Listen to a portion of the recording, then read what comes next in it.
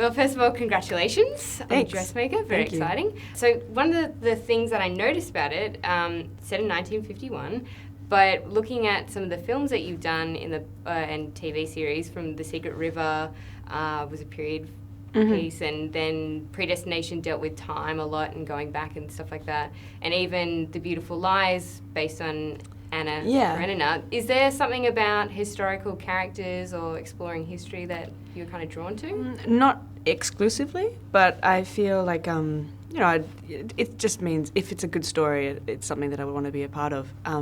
But I do, I grew up watching things like the BBC and Jane Austen films and, Pride and Prejudice and those kinds of things. So I do have, like, a part of me loves being in those worlds because they have the most kind of all-encompassing costume and production design, and you can really hide, I suppose, or discover a new world. So I guess I'm drawn to them, but not exclusively. Yeah. And, well, with the costumes, so this one, obviously, the costumes is a big element of it, and the characters kind of are transformed once they wear these dresses. Do you find in your preparation for parts that the costume is kind of the last piece of the puzzle, that you really kind of become the character with the costume? Yeah, sometimes it happens that way just because of pre-production, and you don't get to meet the costume designer until later in the piece. But I find that if any research or decisions I've made on the character beforehand are usually flexible because the costume is such a big part of it. If you put a costume on and you've come up with a completely different character and then you put that costume on and it changes completely, then you're kind of lost in a bit of a limbo. But I like working with the costume designer to develop a character. And often their ideas, because you're just the joy of just working with someone else, they have other ideas than you have, so they can influence what you're doing and make it better than the sum of its parts. And so with this one, how did you work with the costume designer? Maybe because Gertrude goes through such a transformation. Right. Well, so much of it was about marking that transformation with the dresses. We had the dress, the balcony dress, and they were given little nicknames. It was like the wedding dress, the balcony dress, the footballer's dance, the frothy wedding dress.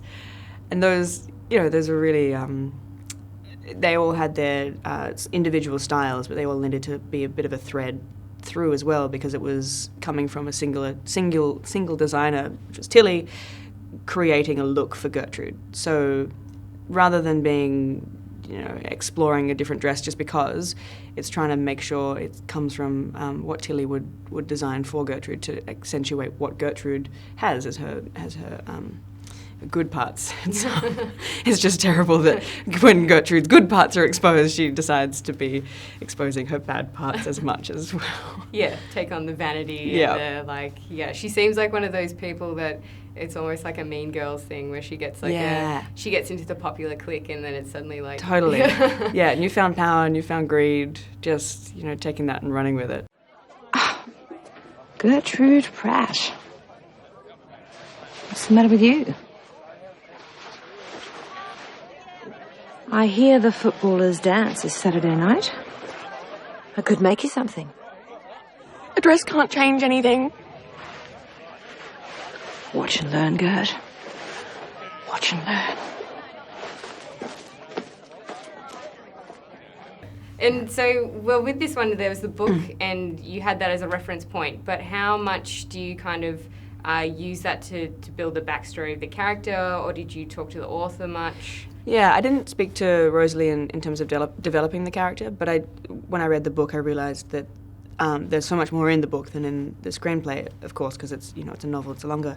But Gertrude goes on a much bigger journey in the book and is a little more revolting, I think. She's not a nice person, definitely, by the end of it. In the film, you feel like maybe there could be some sort of redeeming quality, maybe, at the end, when maybe they're going to have to work together to rebuild the town. But in the book, it's like, it's all over. She's ruthless and brutal and awful. And so trying to bring, honour that character and honour that side of Gertrude that's in the book and bring that into the screenplay was, it's not difficult, but I was aware of that and trying to marry the two. Aware that you had to bring the kind of nastiness. So on the bus it's going that extra distance rather than telling Elspeth to be quiet, it's really telling her to be quiet, because I know that in the book she's that kind of person. Well, with Australian film at the moment, I mean, it seems like it's a pretty exciting time to be a part of the industry because even just looking at the success of Oddball, you've got all these ones this year, Mad Max and everything, and we've had, I think, one of the most successful years in Australian film to date. Do you feel like it's an exciting time to be a part of this industry? Oh, yeah, absolutely. I mean, to be honest, I find it's always an exciting time to be part of the industry because of the fluctuations that it has. But certainly now in a moment of success or celebration, at least, for the success of the films that have been coming out this year, definitely an exciting time to be part of it and looking forward to what's coming next in the future. I think, people seem to be having, certainly the filmmakers seem to be having a lot of pride in what they're creating and a lot of attention to their own particular creative expression with an audience in mind as well. And I think it's a good time when you can, mediate between those two.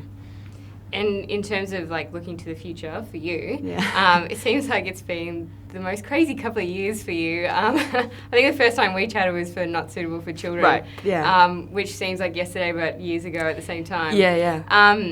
Are you going to take a break, do you think? Are you going to have you got more projects like in the pipeline or theatre? Or? Yeah, I'm going to do some theatre at the end of the year. In December I start rehearsals for a play called The Master Builder.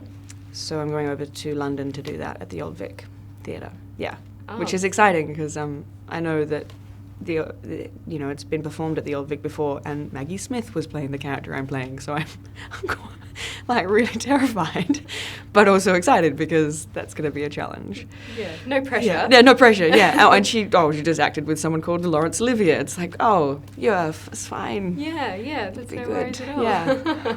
All right. Well, thank you so much for your time today. I really appreciate it, and congratulations on everything. Thanks, guys.